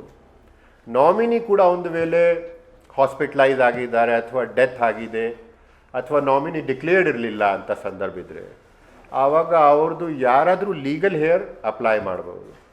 ಈ ಸಂದರ್ಭದಲ್ಲಿ ಅಪ್ಲೈ ಮಾಡಬೇಕಾದ್ರೆ ಅವರು ಕೆಲವು ಏನು ಡಾಕ್ಯುಮೆಂಟ್ಸ್ ಇದೆ ಅಂದರೆ death certificate, legal hair certificate ಮತ್ತು ಹಾಸ್ಪಿಟಲೈಸೇಷನ್ ಸರ್ಟಿಫಿಕೇಟ್ ಅಪ್ಲೋಡ್ ಮಾಡಬೇಕಾಗತ್ತೆ ಅರ್ಜಿ ಸಲ್ಲಿಸುವಾಗ. ಸೊ ಅದರ ಆಧಾರ ಮೇಲೆ ನಾವು ಅರ್ಜಿ ತೊಗೊಳ್ಬಿಡ್ತೇವೆ. ಆದರೆ ಹಾಸ್ಪಿಟಲೈಸೇಷನ್ ಕೇಸಿನಲ್ಲಿ ನಾವು ಏನು ಮಾಡ್ತೇವೆ, ಅವರು ಹಾಸ್ಪಿಟಲೈಸೇಷನ್ ಆಗಿದ್ದಾರೆ, ಹಾಸ್ಪಿಟಲೈಸೇಷನ್ ಸರ್ಟಿಫಿಕೇಟನ್ನು ಅಪ್ಲೋಡ್ ಮಾಡ್ತಾರೆ. ಆ ಅಪ್ಲೋಡೆಡ್ ಡಾಕ್ಯುಮೆಂಟನ್ನು 48 ಗಂಟೆ ಒಳಗಡೆ ವಿದಿನ್ 2 ಡೇಸ್ ನಮ್ಮ ಕಚೇರಿಯಲ್ಲಿ ಪರಿಶೀಲನೆ ಮಾಡಿ ಹಾಸ್ಪಿಟಲೈಸೇಷನ್ ಸರ್ಟಿಫಿಕೇಟ್ ನೈಜ ಇದೆಯಾ, ನಿಜವಾಗಿ ಅವರಿಗೆ ಹಾಸ್ಪಿಟಲೈಸೇಷನಿಂದ 30 ದಿನ ಒಳಗಾಗಿ ಅರ್ಜಿ ಸಲ್ಲಕ್ಕೆ ಆಗೋದಿಲ್ಲ ಅಂತ ನಾವು ಖಚಿತಪಡಿಸಿದ ನಂತರ ಆವಾಗ ಅವರಿಗೆ ಸೆಕೆಂಡ್ ಸ್ಟೇಜ್ ಅರ್ಜಿ ಹಾಕೋಕ್ಕೆ ಅವಕಾಶ ಕೊಡ್ತೇವೆ. ಅಂದರೆ ಫಸ್ಟ್ ಸ್ಟೇಜ್ ಏನಿದೆ ಅವರದ್ದು ಪರ್ಸ್ನಲ್ ಡೀಟೇಲ್ ತೊಗೊಳ್ಬಿಡ್ತೇವೆ, ನಮ್ಮ ಡೇಟಾಗೆ ಬರುತ್ತೆ. ಆದರೆ ಅವರು ಸೆಕೆಂಡ್ ಸ್ಟೇಜ್ ಏನಿದೆ ಅಂದರೆ ಡೆಪಾಸಿಟ್ ಡೀಟೇಲ್ ಪ್ರತಿ ಸ್ಕೀಮ್ ವೈಸ್ ಏನೇನು ಕ್ಲೇಮ್ ಇದೆ ಅದು ಸಲ್ಲಿಕೆ ಮಾಡೋಕ್ಕೆ ಅವರಿಗೆ ಆಗೋದಿಲ್ಲ. 48 ಅವರ್ಸಲ್ಲಿ ನಾವು ಚೆಕ್ ಮಾಡುತ್ತೇವೆ ಇದು ಕರೆಕ್ಟ್ ಇದೆಯಾ ಅಥವಾ ಸುಮ್ಮನೆ ಹಾಸ್ಪಿಟಲೈಸೇಷನ್ 2 ದಿವಸ 3 ದಿವಸಕ್ಕೆ ಹೋಗಿ ಅದನ್ನು ಹೇಳ್ತಾ ಇದ್ದಾರೆ ಅಥವಾ ಬೋಗಸ್ ಕೊಟ್ಟಿದ್ದಾರೆ ಅಂತ. ಯಾಕಂದರೆ ಯಾರಾದರೂ ನಾವೀ ಕೊಡ್ತಾ ಇದ್ದೇವೆ ಫೆಸಿಲಿಟಿ ಡೆಪಾಸಿಟರ್ಸ್ಗೆ ಅನುಕೂಲಕ್ಕಾಗಿ, ಇದನ್ನು ಯಾರಾದರೂ ಮಿಸ್ಯೂಸ್ ಮಾಡಿ ಅವರನ್ನು ಡಿನೈ ಮಾಡೋಕ್ಕೆ ಬೇರೆ ಯಾರಾದರೂ ಅವ್ರ ಪರವಾಗಿ ಫೈಲ್ ಮಾಡೋಕ್ಕೆ ಚಾಲೂ ಮಾಡಬಾರ್ದು. ಸೊ ಅದಕ್ಕೆ ಹಾಸ್ಪಿಟಲೈಸೇಷನ್ ಕೇಸಿಸನ್ನು ಮಾತ್ರ real time within 2 days check ಮಾಡ್ತೇವೆ. ಡೆತ್ ಕೇಸಿಸ್ ಅಂತೂ ಡೆತ್ ಸರ್ಟಿಫಿಕೇಟ್ ಇರುತ್ತೆ, ನಾಳೆಗೆ ಅದನ್ನು ಬೋಗಸ್ ಇದೆ ಪ್ರೂವ್ ಆಯಿತು ಅಂದರೆ ಕ್ಲೇಮ್ ಅರ್ಜಿನೇ ರಿಜೆಕ್ಟ್ ಆಗ್ತದೆ. ಮತ್ತು ಇದು ಕ್ಲೇಮ್ಗೆ ಸಂಬಂಧಪಟ್ಟಂಥ ವಿಷಯಗಳು. ಮತ್ತು ಈ ಕೇಸಿಗೆ ಸಂಬಂಧಪಟ್ಟಂಥ ಇನ್ನೂ ಡೆಪಾಸಿಟರ್ ನಮ್ಮಿಂದ ಬಹಳಷ್ಟು ಸಂದರ್ಭದಲ್ಲಿ ಕೇಳ್ತಾನೆ ಇರ್ತಾರೆ, ಈ ಕ್ಲೇಮ್ ಈಗ ಅರ್ಜಿ ತಗೊಳ್ತಾ ಇದ್ದೀರಿ, ಕ್ಲೇಮ್ ಸೆಟಲ್ ಆಗೋದು ಯಾವಾಗ? ಸೊ ಅದರ ಬಗ್ಗೆ ಏನಿದೆ ಅಂದರೆ ಈ ಫೈನಾನ್ಷಿಯಲ್ ಸ್ಕ್ಯಾಮ್ ಏನಿದೆ ಅದು ತಮ್ಮೆಲ್ಲರಿಗೂ ಗೊತ್ತಿದೆ. ಇದರಲ್ಲಿ ಅಂದಾಜು 2900 crore ಹಣ ಡೆಪಾಸಿಟರ್ಸ್ದು ಪ್ರಿನ್ಸಿಪಲ್ ಅಮೌಂಟ್ ಏನಿದೆ ಅದು ಅಂದಾಜು 1 ಲಕ್ಷ ಡೆಪಾಸಿಟರ್ಸ್ದು ವಾಪಸ್ ಬರಬೇಕಾಗಿದೆ. ಅಂದರೆ ಅವರು 2900 crore ಅಂದರೆ 2900 crore 2900 ಕೋಟಿ ಅಂದಾಜು 1 ಲಕ್ಷ ಡೆಪಾಸಿಟರ್ಸ್ ಇದ್ದಾರೆ. ಇದು ನಮಗೆ ನಾವು ಫಾರೆನ್ಸಿಕ್ ಆಡಿಟ್ ಮಾಡಿಸಿದ್ದೆವು ಅವರ ರೆಕಾರ್ಡ್ಸನ್ನು ನೋಡಿ, ಅದರಿಂದ ನಮಗೆ ಒಂದು ಡ್ರಾಫ್ಟ್ ರಿಪೋರ್ಟ್ದಲ್ಲಿ ಬರ್ತಕ್ಕಂಥ ಮಾಹಿತಿ. ಆದರೆ ಈ ಎಲ್ಲ 1 ಲಕ್ಷ ಡೆಪಾಸಿಟರ್ಸಿಗೆ 2900 crore ಏನಿದೆ ಇದು ಅವ್ರದ್ದು ಪ್ರಿನ್ಸಿಪಲ್ ಅಮೌಂಟ್. ಅಂದರೆ 5 ಲಕ್ಷ 10 ಲಕ್ಷ ಏನು ಡೆಪಾಸಿಟ್ ಮಾಡಿದರು, ಅದರ ಮೇಲೆ ಅವರಿಗೆ ತಿಂಗಳಿಗೆ 3 ತಿಂಗಳಿಗೆ ರಿಟರ್ನ್ಸ್ ಕೂಡ ಬಂದಿವೆ. ಆ ರಿಟರ್ನ್ಸ್ ಅಂದಾಜು 1500 ಕೋಟಿ ಇದೆ. ಆ್ಯಕ್ಚುಲಿ ಇರೋದು 1900 ಕೋಟಿ. ಆದರೆ 400 ಕೋಟಿ ಅಂದಾಜು ಏನಿದೆ ಅವರು ಕೆಲವು ಡೆಪಾಸಿಟರ್ಸ್ ಏನು ಮಾಡಿದರು ಅದಕ್ಕಿಂತ ಜಾಸ್ತಿ ರಿಟರ್ನ್ ಹೋಗಿದೆ. ಅಂದರೆ ಹಳೇ ಡೆಪಾಸಿಟರ್ಸ್ ಯಾರಿದ್ದರು 2012ರಲ್ಲಿ 2013ರಲ್ಲಿ over a period of time ಅವರಿಗೆ ಜಾಸ್ತಿ ಹಣ ಹೋಗಿದೆ. ಈ 1500 crore ಏನಿದೆ ಇದು ಎಕ್ಸೆಸ್ಸನ್ನು ಬಿಟ್ಟರೆ 1500 crore ಇದೆ. ಸೊ ಒಂದು ವೇಳೆ ಈ ಕೇಸನ್ನು ನೋಡ್ಕೊಳ್ಳೋಕ್ಕೆ ಒಂದು ಸ್ಪೆಷಲ್ ಕೋರ್ಟ್ ಇದೆ, ನ್ಯಾಯಾಲಯ, ಎಲ್ಲ ವಿಷಯ ಬಗ್ಗೆ ಅವರೇ ತೀರ್ಮಾನ ಮಾಡ್ತಾರೆ. ಸೊ ಈಗ 2900 crore ಕೊಡಬೇಕಾಗಿದೆ, 1500 crore ಅಂದಾಜು ರಿಟರ್ನ್ಸ್ ರೂಪದಲ್ಲಿ ಅವರಿಗೆ ಬಂದಿದೆ. ಇಲ್ಲಿವರೆಗೆ ಸರ್ಕಾರ ಈ IMA ಗ್ರೂಪದ್ದು IMAದು MD ಮನ್ಸೂರ್ ಖಾನ್ದು ಮತ್ತು ರಿಲೇಟೆಡ್ ಪರ್ಸನ್ಸ್ದು ಮತ್ತು ಕೆಲವು ಅಧಿಕಾರಿಗಳು ಏನು ಕರಪ್ಷನ್ದಲ್ಲಿ ಶಾಮೀಲಾಗಿದ್ದರು ಅವ್ರದ್ದು ಪ್ರಾಪರ್ಟಿ ಸೇರಿ ಅಂದಾಜು 475 crore ಮೂವೇಬಲ್ ಇಮ್ಮೂವೇಬಲ್ ಪ್ರಾಪರ್ಟಿಯನ್ನು ಪ್ರಿಲಿಮಿನರಿ ಅಟ್ಯಾಚ್ಮೆಂಟ್ ಮಾಡಿದರೆ. ಅಂದರೆ ಅದನ್ನು ಇಂಟ್ರಿಮ್ ಅಥವಾ ಟೆಂಪ್ರರಿ ಅಟ್ಯಾಚ್ಮೆಂಟ್ ಹೇಳ್ಬೋದು ಕಚ್ಚಾ ಭಾಷೆಯಲ್ಲಿ. ಆ ಟೆಂಪ್ರರಿ ಅಟ್ಯಾಚ್ಮೆಂಟ್ ಏನಿದೆ ಅದು ಕನ್ಫರ್ಮ್ ಆಗಬೇಕು, ಅದಕ್ಕೆ ಸ್ಪೆಷಲ್ ಕೋರ್ಟ್ ಕನ್ಫರ್ಮ್ ಮಾಡಬೇಕು. ಸ್ಪೆಷಲ್ ಕೋರ್ಟ್ ಅಂದರೆ ಇದು ಸಿವಿಲ್ ನ್ಯಾಯಾಲಯ ರೂಪದಲ್ಲಿ ಅವರು ಯಾರ್ಯಾರ್ದು ಪ್ರಾಪರ್ಟಿ ಅಟ್ಯಾಚ್ ಆಗಿದೆ ಅವರಿಗೆ ನೋಟಿಸ್ ಕೊಡ್ತಾರೆ. ಒಂದು ಸಿವಿಲ್ ಮೊಕದ್ದಮೆ ಸ್ವರೂಪದಲ್ಲಿ ಮೊಕದ್ದಮೆ ನಡೀತದೆ, ಅಲ್ಲಿ ಅವರು ಅಬ್ಜೆಕ್ಷನ್ಸ್ ಫೈಲ್ ಮಾಡ್ತಾರೆ, ಅಗತ್ಯ ಇದ್ದರೆ ಎವಿಡೆನ್ಸ್ ಲೀಡ್ ಮಾಡ್ತಾರೆ. ಸೊ ಆ ಹಿಯರಿಂಗ್ ಈಗ ನಡೀತಾ ಇದೆ ಸ್ಪೆಷಲ್ ಕೋರ್ಟ್ ಬ್ಯಾಂಗ್ಳೂರಿನಲ್ಲಿ. ಕೋವಿಡಿಂದಾಗಿ ಸುಮಾರು 6 ತಿಂಗಳು 7 ತಿಂಗಳು ಹಿಯರಿಂಗೇ ಆಗಿರಲಿಲ್ಲ. ಈಗ ಹೈಕೋರ್ಟ್ ಆದೇಶ ಪ್ರಕಾರ ಈ IMA ಪ್ರಕರಣಿಗೇ ಒಂದು ಎಕ್ಸ್ಕ್ಲೂಸಿವ್ ಸ್ಪೆಷಲ್ ಕೋರ್ಟ್ ಸೆಪ್ರೇಟ್ ಆಗಿದೆ. ಹಿಂದೆ ಏನಿತ್ತು ಆ ಸ್ಪೆಷಲ್ ಕೋರ್ಟ್ ಬೇರೆ ಬೇರೆ ಮೊಕದ್ದಮೆಗಳನ್ನು ಹಿಯರ್ ಮಾಡ್ತಿದ್ರು. ಅಂದರೆ IMA ಸ್ಕ್ಯಾಮ್ ಥರನೇ ಬೇರೆ ಮತ್ತು ಬೇರೆ ಬೇರೆ ಬೇರೆ ಬೇರೆ ಕಾನೂನು ಅಡಿಯಲ್ಲಿ ಕೂಡ ಮಾಡ್ತಿದ್ರು. ಈಗ IMAಗೋಸ್ಕರನೇ ಒಂದು ಸ್ಪೆಷಲ್ ಕೋರ್ಟ್, ಯಾಕಂದರೆ ಪ್ರತಿ ವಾರ ಹೀರಿಂಗ್ ಆಗಬೇಕು, ರೆಗ್ಯುಲರ್ ಫಾಸ್ಟ್ ಟ್ರ್ಯಾಕ್ ಮಾಡೋಕ್ಕೆ ಅದು ಆಗಿದೆ. ಜಸ್ಟ್ ಲಾಸ್ಟ್ ವೀಕ್ ಅದರಲ್ಲಿ ಒಂದು ಇಲ್ಲಿ ನಮ್ಮ city civil court hall number 4 ಇದಕ್ಕೆ ಒಂದು ಡೆಸಿಗ್ನೇಟ್ ಆಗಿರೋದು. ಸೊ ನಮ್ಮ ಎಕ್ಸ್ಪೆಕ್ಟೇಷನ್ ಈಗ ಸ್ವಲ್ಪ ಹೀರಿಂಗ್ ಫಾಸ್ಟ್ ಆಗ್ತದೆ, ವಾರಕ್ಕೆ ಆಗ್ತದೆ. ಅಂದಾಜು ಮುಂದಿನ 3 ತಿಂಗಳಲ್ಲಿ ನಾವು ಅಂದಾಜಿದೆ ನಮಗೆ ಒಂದು ಜಜ್ಮೆಂಟ್ ಬರುತ್ತೆ ಇದನ್ನು ಟೆಂಪ್ರರಿ ಅಟ್ಯಾಚ್ಮೆಂಟನ್ನು ಕನ್ಫರ್ಮ್ ಮಾಡೋದಕ್ಕೆ, ಅಥವಾ ಅವರು ವಕೇಟ್ ಮಾಡ್ತಾರೆ ಗೊತ್ತಿಲ್ಲ. ಕೋರ್ಟ್ ಆದೇಶ ಪ್ರಕಾರ ಅವರು ಕನ್ಫರ್ಮ್ ಮಾಡಿದ ನಂತರ ಮತ್ತೆ ಕೋರ್ಟ್ ಆದೇಶ ಪಡ್ಕೊಂಡು ನಾವು ಪ್ರಾಪರ್ಟಿನ ಆಕ್ಷನ್ ಮಾಡಬೇಕು. ಆಕ್ಷನ್ ಮಾಡೋಕ್ಕೆ ಕೂಡ ಈ ದೊಡ್ಡ ಪ್ರಾಪರ್ಟೀಸ್ 2 ತಿಂಗಳು 3 ತಿಂಗಳು ಸಮಯ ಆಗ್ತದೆ. ಸೊ ಕನಿಷ್ಠ ಈ ಎಲ್ಲ ಕೋರ್ಟ್ದು ಪ್ರಾಸೆಸ್ ಆಗಿ ಆಕ್ಷನ್ ಕರೆಕ್ಟ್ ಆಗಿ ಆದ ನಂತರ ನಮ್ಮ ಅಂದಾಜು ಪ್ರಕಾರ ಕನಿಷ್ಠ 5-6 ತಿಂಗಳು ಬೇಕು to realise the money. So ಅದು 475 crore ಪ್ರಾಪರ್ಟಿ ಇದೆ. ಎಷ್ಟು ನಮಗೆ ರಿಯಲೈಸ್ ಆಗ್ತದೆ ಅದು ರಿಯಲೈಸ್ ಆದ ನಂತರನೇ ಹೇಳಬಹುದಾಗಿದೆ. ಸೊ ನಾನು ಆಗಲೇ ಹೇಳಿದ್ದೆ, ಕ್ಲೇಮ್ ಪ್ರಿನ್ಸಿಪಲ್ ಪ್ರಕಾರ ನೋಡಿದರೆ 2,900 ಕೋಟಿ, ಅವರಿಗೆ ರಿಟರ್ನನ್ನು ಕಳೆದು ನೋಡಿದರೆ 1,400 ಕೋಟಿ, ಅದಕ್ಕಿಂತ ಕಂಪೇರ್ ಮಾಡಿದರೆ 475 ಕೋಟಿ ತೀರಾ ಕಡಿಮೆ ಇದೆ.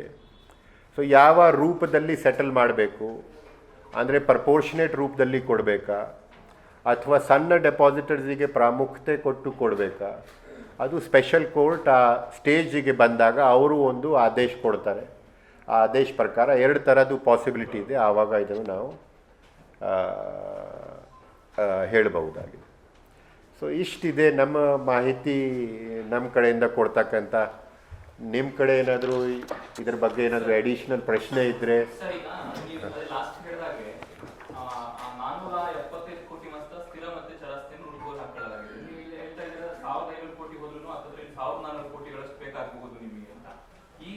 ವಶಪಡಿಸಿಕೊಂಡಿರುವಂತಹ ಮುಟ್ಟುಗೋಲು ಹಾಕಿರುವಂತಹ ಹಣದಲ್ಲಿ ಇಷ್ಟು ಜನ ಕೊಡಕ್ಕಾಗತ್ತಾ ಅಂತ ಒಂದು ಪ್ರಶ್ನೆ. ಎರಡನೇದು, ಈಗ ಫಾಸ್ಟ್ ಟ್ರ್ಯಾಕ್ ಕೋರ್ಟ್ ಮಾಡಿದ್ರೆ ಸರ್, ಒಂದ್ ವೇಳೆಯಲ್ಲಿ 3-4 ತಿಂಗಳಾದ್ಮೇಲೆ ತೀರ್ಪು ಬರುತ್ತೆ, ಅದಾದ್ಮೇಲೆ ಹೈಕೋರ್ಟ್ಗೆ ಏನಾದ್ರು ಹೋಗ್ಬೇಕಾಗಿತ್ತು, ಆ ತರದ ಪರಿಸ್ಥಿತಿ ಆದ್ರೆ ಮತ್ತೆ ಡಿಲೇ ಆಗಂತ ಸಾಧ್ಯತೆ ಇದೆ. ಅದಕ್ಕೆ ಯಾವ ರೀತಿ ಪ್ಲಾನ್ ಮಾಡ್ಕೊಂಡಿದ್ದೀವಿ? ಅಲ್ಲ, ನೀವು ಎಲ್ಲ ಹೇಳಿದ್ದು ಕ್ವಶನ್ಸ್ ವ್ಯಾಲಿಡ್ ಇವೆ. ಅದರಲ್ಲಿ ನಮ್ಮ ಕಾನೂನಡಿಯಲ್ಲಿ ಅಪೀಲ್ ಮಾಡೋಕ್ಕೆ ಪ್ರೊವಿಷನ್ ಇದ್ದೇ ಇದೆ. ಅದಕ್ಕೆ ನಾವು ವಿಶೇಷ ಬೇರೆ ಏನು ಪ್ರಾವಧಾನ ಇಲ್ಲ. ನಮ್ಮ ಹೋಪ್ ಏನಂದರೆ ಈ ಜಜ್ಮೆಂಟ್, ಯಾಕೆಂದರೆ ಇದರಲ್ಲಿ ನೋಡಿದ ನಂತರ ಹೈಕೋರ್ಟ್ಗಳಲ್ಲಿ ಹೋದಾಗ ಅದು ಯಾವುದಾದ್ರೂ ಟೆಕ್ನಿಕಲ್ ವಿಷಯ ಬಗ್ಗೆ ಇರುತ್ತೆ. ಸೊ ಬೇಗ ಹಿಯರಿಂಗ್ ಆಗ್ತವೆ ಅಂತ ನಮ್ಮ ಎಕ್ಸ್ಪೆಕ್ಟೇಷನ್. ಬಟ್ ನ್ಯಾಯಾಲಯದ ಪ್ರೊಸೀಜರ್ ಬಗ್ಗೆ ಹೇಳೋಕ್ಕೆ ಆಗಲ್ಲ. So what you have said is correct. Finality reach ಆದ ನಂತರ ನಾವು ಹೇಳೋಕ್ಕೆ ಆಗ್ತದೆ. ಅವರು ತೀರ್ಪಾದ ನಂತರ ಸ್ಟೇ ತಗೊಂಡ್ಬಿಟ್ರೆ. ಸೊ ಇದರಲ್ಲಿ ನಾವು ಒಂದು ನೀವು ಕೇಳಿದ್ರಿ, ಅದಕ್ಕೆ ಡೀಟೇಲಲ್ಲಿ ಹೇಳ್ತಾ ಇದ್ದೇನೆ. ಈ ಅಟ್ಯಾಚ್ ಮಾಡಿದ್ದು ಪ್ರಾಪರ್ಟೀಸ್ದಲ್ಲಿ 80% ಪ್ರಾಪರ್ಟಿ IMA ಕಂಪ್ನಿ ಹೆಸರಲ್ಲೇ ಇದೆ ಅಥವಾ MD ಮನ್ಸೂರ್ ಖಾನ್ ಹೆಸರಿನಲ್ಲೇ ಇದೆ. ಸೊ ಅಲ್ಲಿ ಈಗ ಅವರು ಕೋರ್ಟಲ್ಲಿ ಫೈಟ್ ಮಾಡ್ತಾ ಇರೋದು, ಅದರಲ್ಲಿ ಅಬ್ಜೆಕ್ಷನ್ ಅವರದ್ದು ಮೇನ್ ಒಂದೇನೆಂದರೆ, ಈ ಪ್ರಾಪರ್ಟೀಸ್ ಏನಿದೆ ನಾನು ಬೇರೆ ರೀತಿ ಇದನ್ನು ಅರ್ನ್ ಮಾಡಿದ್ದೇನೆ, ಈ ಡೆಪಾಸಿಟರ್ಸ್ ಹಣದಿಂದ ಇಲ್ಲ. ಆದರೆ ನಾವು ಕೋರ್ಟಿಗೆ ಏನು ಕನ್ವಿನ್ಸ್ ಮಾಡ್ತಾ ಇದ್ದೇವೆ, ಈ ಕಾನೂನಡಿಯಲ್ಲಿ ಈ ಥರದ್ದು ಸ್ಕ್ಯಾಮ್ ಆದ ನಂತರ ಪ್ರಾಪರ್ಟಿಯನ್ನು, ಪರ್ಸ್ನಲ್ ಪ್ರಾಪರ್ಟಿಯನ್ನು ಕೂಡ ಅಟ್ಯಾಚ್ ಮಾಡೋಕ್ಕೆ ಇದರಲ್ಲಿ ಅವಕಾಶ ಇದೆ. ಅವರು ಡೆಪಾಸಿಟರ್ ಹಣದಿಂದಲೇ ಪರ್ಚೇಸ್ ಮಾಡಿರಬೇಕು ಅಂತ ಪ್ರೂವ್ ಮಾಡೋದು ಅಗತ್ಯ ಇಲ್ಲ. ಸೊ ನಾವು ಸಿವಿಲ್ ಕೋರ್ಟಿಗೆ, ಇಲ್ಲಿ ಸ್ಪೆಷಲ್ ಕೋರ್ಟಿಗೆ ಏನು ಹೇಳ್ತಾ ಇದ್ದೇವೆ, ಈ ಪ್ರಾಸೆಸ್ಸನ್ನು ಕಟ್ ಶಾರ್ಟ್ ಮಾಡೋಕ್ಕೆ ಈ ಕಾನೂನಲ್ಲಿ ಇದನ್ನು ಸಮ್ಮರಿ ಟ್ರಯಲ್ ರೂಪದಲ್ಲಿ ಮಾಡೋದು ಇದೆ. ಸಮ್ಮರಿ ಟ್ರಯಲ್ದು ಏನು ಅರ್ಥ ಅಂದರೆ, ಅವರು ಏನು ಅಬ್ಜೆಕ್ಷನ್ ಹಾಕಿರ್ತಾರೆ ರೆಸ್ಪಾಂಡೆಂಟ್, ನಮ್ಮ ಪ್ರಾಪರ್ಟಿ ಯಾಕೆ ಅಟ್ಯಾಚ್ ಮಾಡಬಾರ್ದು, ಆ ಅಬ್ಜೆಕ್ಷನ್ಸ್ದಲ್ಲಿ ಮೇಲ್ನೋಟಕ್ಕೆ ಮೆರಿಟ್ ಇಲ್ಲ ಅಂದರೆ ಅಲ್ಲೇ ಅದು ರಿಜೆಕ್ಟ್ ಮಾಡಿ ಜಜ್ಮೆಂಟ್ ಕೊಡ್ಬೋದಾಗಿದೆ. ಎವಿಡೆನ್ಸ್, ಕ್ರಾಸ್ ಎಕ್ಸಾಮಿನೇಷನ್ ಆ ಸ್ಟೇಜ್ ಹೋಗೋದು ಅಗತ್ಯ ಇಲ್ಲ. ಸೊ ಅದರಿಂದ ಬಹಳಷ್ಟು ಸಮಯ ಉಳಿತಾಯ ಆಗ್ತದೆ. ಇದರ ಬಗ್ಗೆ ಇಲ್ಲಿವರೆಗೆ ಸ್ಪೆಷಲ್ ಕೋರ್ಟಲ್ಲಿ ತೀರ್ಮಾನ ಆಗಿಲ್ಲ. ಆದರೆ ನಾವು ಅದನ್ನು ಈ ಕೋವಿಡ್ ಇರುವುದರಿಂದಾಗಿ ಕೂಡ ನಮಗೆ ಮಾರ್ಚ್ ನಂತರ ನವಂಬರ್ನಲ್ಲೇ ಹೀರಿಂಗ್ ಚಾಲೂ ಆಯಿತು. ಸುಮಾರು 7-8 ತಿಂಗಳು ಹೀರಿಂಗ್ ಆಗಿರಲಿಲ್ಲ. ಸೊ ಈಗ ನಾವು ನಮ್ಮ ಎಕ್ಸ್ಪೆಕ್ಟೇಷನ್ ಅದು ಆದರೆ ಬಹುಶಃ ಸಿವಿಲ್ ಕೋರ್ಟ್ ತೀರ್ಪು ಫಾಸ್ಟ್ ಆದರೆ, ಸೊ ನಮ್ಮ ಎಕ್ಸ್ಪೆಕ್ಟೇಷನ್ ಇದೆ. ಯಾಕೆಂದರೆ ಕೆಲವು ಈ ಪ್ರಾಪರ್ಟೀಸ್ ಕ್ಲಿಯರ್ ಇರುವುದರಿಂದ ಅದರಲ್ಲಿ ಬರಬೇಕು. ಮತ್ತು ಹಣ ಎಷ್ಟಿದೆ ಖಂಡಿತ ಮ್ಯಾಚ್ ಮಾಡೋಕ್ಕಂತೂ ಇಲ್ಲ, ಸಾಧ್ಯ ಆಗ್ತಾ ಇಲ್ಲ. ಸೊ ಫುಲ್ ಹಣ ಈ ಲೆಕ್ಕ ನೋಡಿದರೆ ಇದರ ಪ್ರಕಾರ ಪಾವತಿ ಆಗೋದು ಸಾಧ್ಯ ಇಲ್ಲ. ಪರ್ಪೋರ್ಷನೇಟ್ ನೋಡಬೇಕು, ಅಥವಾ ನಾನು ಆಗಲೇ ಹೇಳಿದೆ ಕೆಲವು ಸ್ಮಾಲ್ ಡೆಪಾಸಿಟರ್ಸ್ ಇದ್ದಾರೆ, ಅವ್ರದ್ದು ಜಾಸ್ತಿ ಕ್ಲಿಯರ್ ಮಾಡಬೇಕು ಅಥವಾ ಅವರಿಗೆ ಪ್ರಯಾರಿಟಿನಲ್ಲಿ ಕೊಡಬೇಕು. ಅದು 2 ಆಪ್ಷನ್ ನಾವು ಕೋರ್ಟ್ ಮುಂದೆ ಇಡ್ತೇವೆ. ಅವರು ಒಂದು ತೀರ್ಮಾನ ತಗೊಂಡ ನಂತರ ಹೇಳಿ.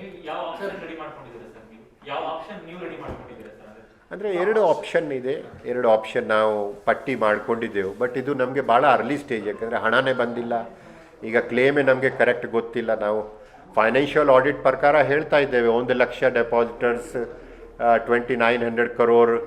ಆ್ಯಕ್ಚುಲಿ ಈಗ ಕ್ಲೇಮ್ ಬಂದ ನಂತರ ಸ್ವಲ್ಪ ವ್ಯತ್ಯಾಸ ಇರ್ಬೋದು. ಆದರೆ ಈ ಐ ಎಮ್ ಎದು ಕಂಪ್ನಿದು ಟ್ರಾನ್ಸಾಕ್ಷನ್ಸ್ ಎಲ್ಲ ಬ್ಯಾಂಕ್ ಮುಖಾಂತರ ಆಗಿತ್ತು ಅವರಿಗೆ, ಹಣ ಏನು ಪೇಮೆಂಟ್ ಆಗಿತ್ತು.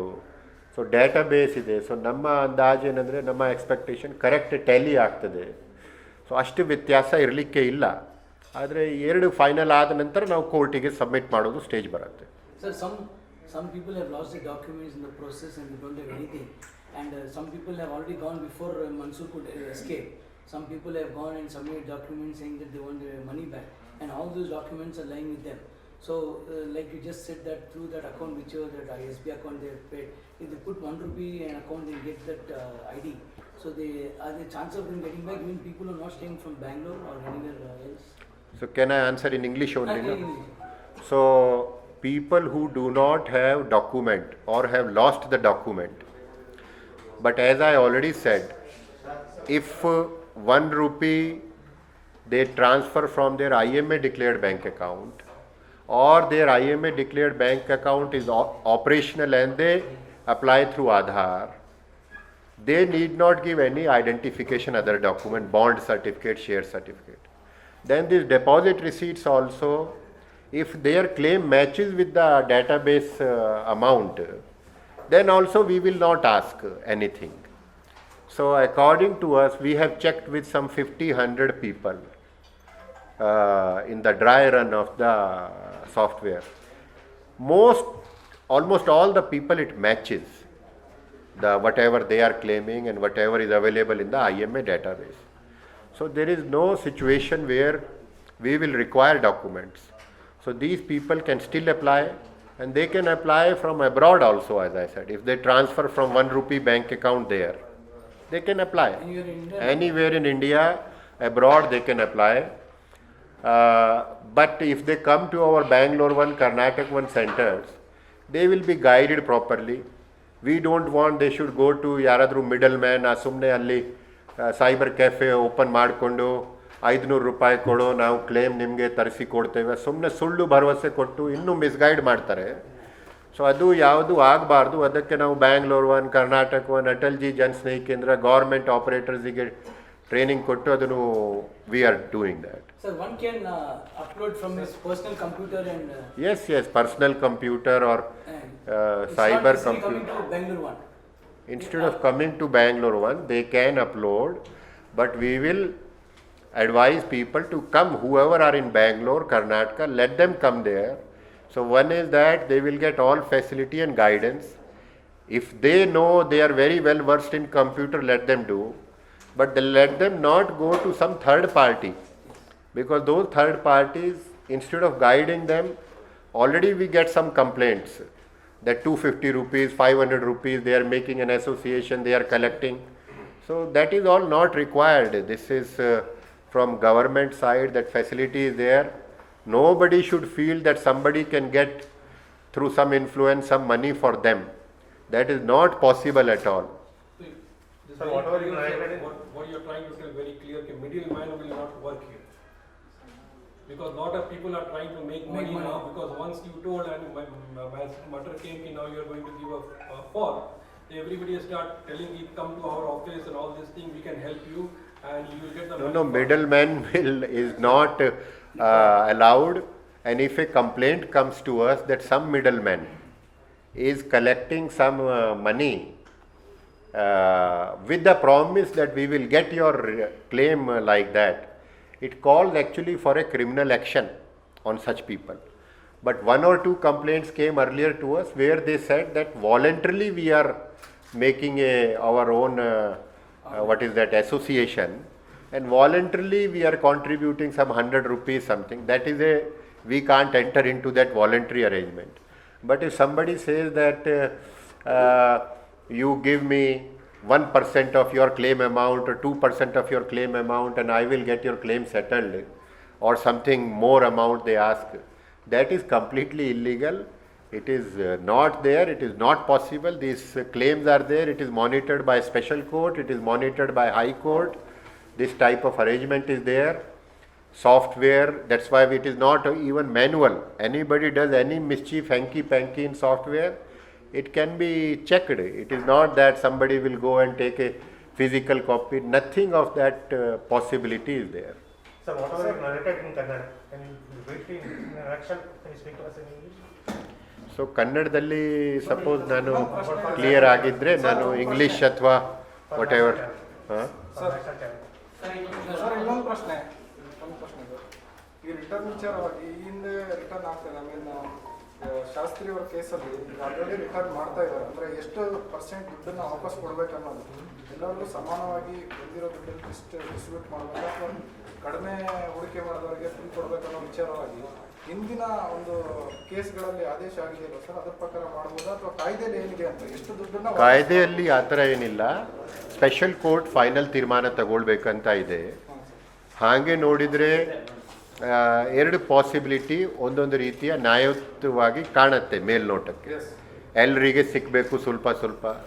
ಇನ್ನೊಂದು ವಿಚಾರ ನೋಡಿದರೆ ಸಣ್ಣ ಡೆಪಾಸಿಟರ್ಸ್ಗೆ ಪ್ರಾಮುಖ್ಯತೆ. ಸೊ ಯಾವುದು ಒಂದು ಎರಡು ಆಪ್ಷನ್ ನಮ್ಮ ಪ್ರಕಾರ ಕೋರ್ಟ್ ಮುಂದೆ ಇಡ್ತೇವೆ ನಾವು. ಬಟ್ ಕೋರ್ಟ್ ಫೈನಲ್ ತೀರ್ಮಾನ ತಗೊಳ್ಬೇಕು. ಈಗ ಹೆಚ್ಚಿಗೆ ದುಡ್ಡು ತಗೊಂಡಿರೋದು ಏನು ಮಾಡ್ತಾರೆ ಸರ್, ಕೆಲವು ಜನ ಇನ್ವೆಸ್ಟ್ಮೆಂಟ್ 1 ಲಕ್ಷ ಮಾಡಿರ್ಬೋದು, ಅವರು ಒಂದು ಸ್ವಲ್ಪ ಜಾಸ್ತಿನೇ ತಗೊಂಡಿರ್ಬೋದು ಬಂದಿರ್ಬೋದು, ಆ ಕೇಸ್ಗಳಲ್ಲಿ ಏನಾಗುತ್ತೆ? ಆ ಕೇಸ್ಗಳಲ್ಲಿ ಇಲ್ಲಿವರೆಗೆ ನಾವು ಏನು Recovery. ರಿಕವರಿಗೆ ಏನು ಕ್ರಮ ತಗೊಂಡಿಲ್ಲ. ಆದರೆ ಈ ವಿಷಯ ನಾವು ಒಂದು ಉನ್ನತ ಮಟ್ಟದ ನಮ್ಮ ಸಭೆಯಲ್ಲಿ ಇದನ್ನು ಗಮನಕ್ಕೆ ತಂದಿದ್ದೆವು. ಸೊ ಅಲ್ಲಿ ಮುಂದೆ ಇದ್ರ ಬಗ್ಗೆ ಏನಾದರೂ ತೀರ್ಮಾನ ಆದರೆ ನಾವು ಕ್ರಮ ತಗೊಳ್ತೇವೆ. ಆದರೆ ಇಲ್ಲಿವರೆಗೆ ನಾವು, ಯಾಕೆಂದರೆ ಇದರಲ್ಲಿ ಬಹಳಷ್ಟು ಜನ ಇನ್ವಾಲ್ವ್ ಇದ್ದಾರೆ, ಸಂಖ್ಯೆ ಜಾಸ್ತಿ ಇದೆ. ಸೊ ಪ್ರಾಕ್ಟಿಕ್ಯಾಲಿಟಿ ಮತ್ತು ಪಾಸಿಬಿಲಿಟಿ, ರಿಕವರಿ ಫಿಸಿಬಿಲಿಟಿ ನೋಡಿಕೊಂಡು ಮಾಡಬೇಕಾಗತ್ತೆ. ಆ ಥರ ಎಷ್ಟಿದೆ ಸರ್ ಅಮೌಂಟ್? ಆ ಥರ ಎಷ್ಟಿದೆ ಅಮೌಂಟ್? ಆ ಥರ ಆ ಥರ ಅಮೌಂಟ್ ಅಂದಾಜು 400 crore ಅಡಿಷ್ನಲ್ ಅಡಿಷನಲ್ ಹೋಗಿರೋದು. ಈಗ ನೀವು ಹಿಂದಿನ ಕೇಸ್ಗಳು ಯಾಕೆ ತಗೋದು? ಇದ್ರದ್ದು ಈ ಶಾಸ್ತ್ರ ಕೇಸ್ ಇದೆ 15 years ಬ್ಯಾಕ್ ಆಗಿರ್ತಲ್ಲ ಸರ್, ಆ ಕೇಸಲ್ಲಿ ಯಾವ ರೀತಿ ಡಿಸ್ಟ್ರಿಬ್ಯೂಟ್ ಮಾಡಿದ್ದಾರೆ ಅನ್ನೋದ್ರ ಮೇಲೆ ನೀವು ಇದು ಮಾಡಿದ್ದೀರಲ್ಲ.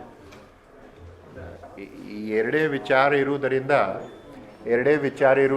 ಎರಡೇ ಪಾಸಿಬಿಲಿಟಿ ಇರುವುದರಿಂದ ನಾವು ಹಿಂದಿನ ಇದರ ಬಗ್ಗೆ, ಯಾಕೆಂದರೆ ಪ್ರತಿ ಕೇಸ್ದು ಮೆರಿಟ್ ಆಧಾರ ಪ್ರಕಾರ ಜಜ್ಮೆಂಟ್ ಆಗಬೇಕು. ಆ ಹಿಂದಿನ ಕೇಸಲ್ಲಿ ಯಾವ ರೀತಿ ಆಗಿದೆ ಗೊತ್ತಿಲ್ಲ. ಆ ಜಜ್ಮೆಂಟ್ ಏನಿದೆ ಅದು ಪ್ರೆಸಿಡೆಂಟ್ ಮಾಡಿ ಫಾಲೋ ಮಾಡಬೇಕು, ಕಾಯ್ದೆನಲ್ಲಿ ಬಂದಿಲ್ಲ. ಸೊ ಅದರಿಂದಾಗಿ ನಾವು ಈ ಕೇಸ್ನು ನೋಡಿದ ಪ್ರಕಾರ ನಮಗೆ ಇದು ಅನಿಸ್ತಾ ಇದೆ. ಆ ಪ್ರಕಾರ ನಾವು ಇದು ಯಾಕೆ ಡೀಟೇಲಲ್ಲಿ ಹೇಳಿದೆ, ಇದು ಬಹಳ ನಾನು ಒಂದು ಪ್ರೀಮೆಚ್ಯೂರ್ ಹೇಳ್ತಾ ಇದ್ದೇನೆ. ಆದರೆ ಹೇಳಿದ್ದೇನೆ ಯಾಕಂದರೆ ಬಹಳಷ್ಟು ನಮ್ಮ ಕಚೇರಿಗೆ ಕರೆ ಮುಖಾಂತರ ಜನ ಕೇಳ್ತಾನೆ ಇರ್ತಾರೆ ಇದರ ಬಗ್ಗೆ ಯಾವ ರೀತಿ ಸೆಟಲ್ ಆಗ್ತದೆ. ಸೊ ಅದಕ್ಕೆ ನಾವು ಎರಡು ಪಾಸಿಬಿಲಿಟಿ ಇದೆ, ಕೋರ್ಟ್ ಜಜ್ಮೆಂಟ್ ಆಗ್ತದೆ ಅಂತ ತಿಳಿಸ್ತಾ ಇದ್ದೇವೆ. ಇದು ಬಹಳ ಪ್ರೀಮೆಚ್ಯೂರ್ ಸ್ಟೇಜ್ ಇನ್ನು ಇಲ್ಲಿ.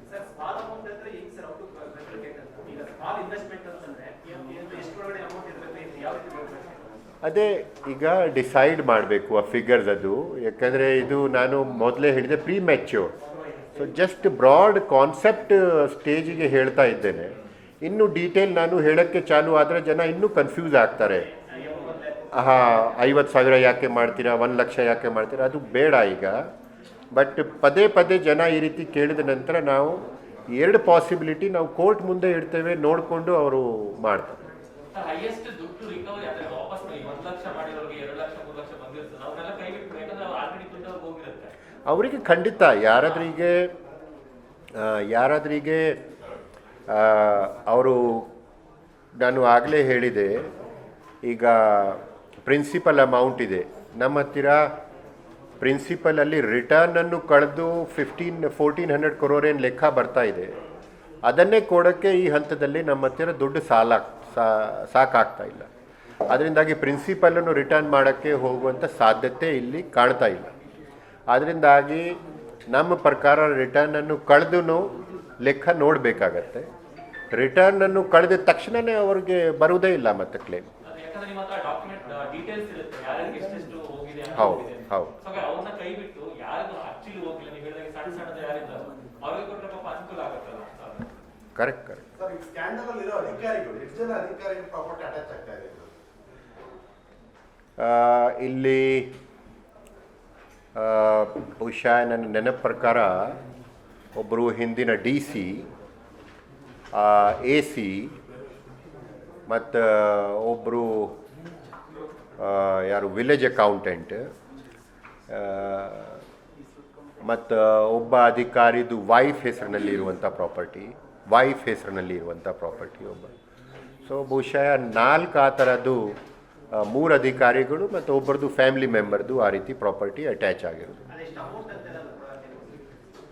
ಈಗ ಅಂದಾಜು ಪ್ರಕಾರ ನನಗೆ 475 crore ನಾವು ಏನು ಅಟ್ಯಾಚ್ ಮಾಡಿದ್ದೆವು ಅದರಲ್ಲಿ ಆಲ್ಮೋಸ್ಟ್ 80% ಪ್ರಾಪರ್ಟಿ ಇರೋದು IMA ಮತ್ತು ಈ ಮನ್ಸೂರ್ ಖಾನ್ ಹೆಸರಿನಲ್ಲಿ ಇರುವಂಥ. ಈ ಥರದ್ದು ಒಂದು 10% ಇರ್ಬೋದು ಇವ್ರದ್ದು ಏನು ಪ್ರಾಪರ್ಟಿ ಇದೆ ಅಧಿಕಾರಿಗಳದ್ದು, ಆ ಥರದ್ದು ಒಂದು 40-50 ಕೋಟಿ ಅಂದಾಜು ಇರ್ಬೋದು.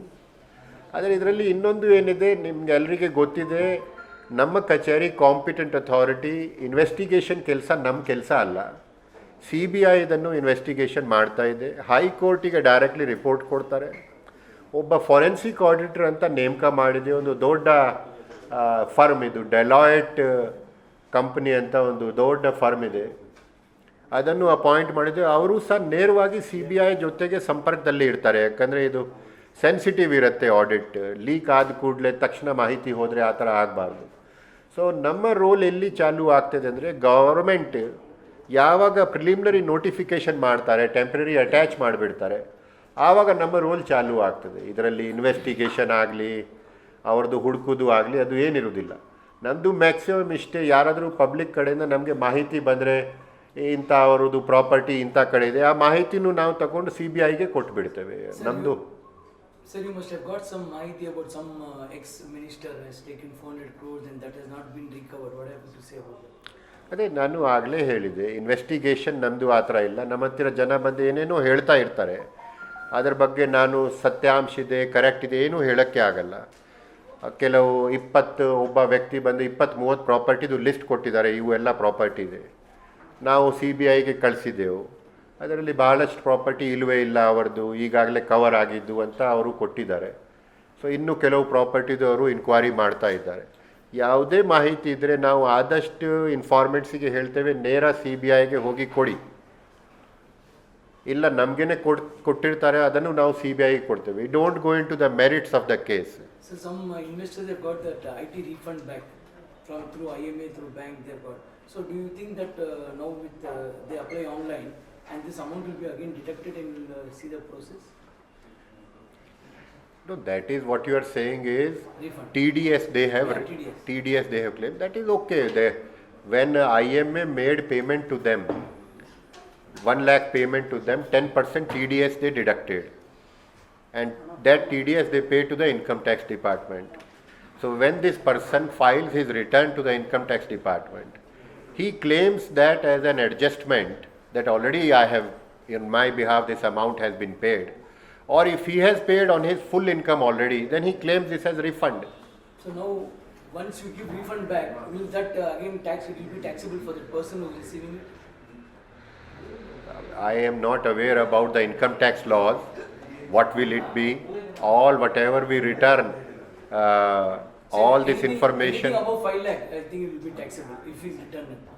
I don't know, whatever are the income tax laws, if they have to check from where did they bring the money, how did they get so much money, that we are not going, but income tax authorities, we will share this information with them.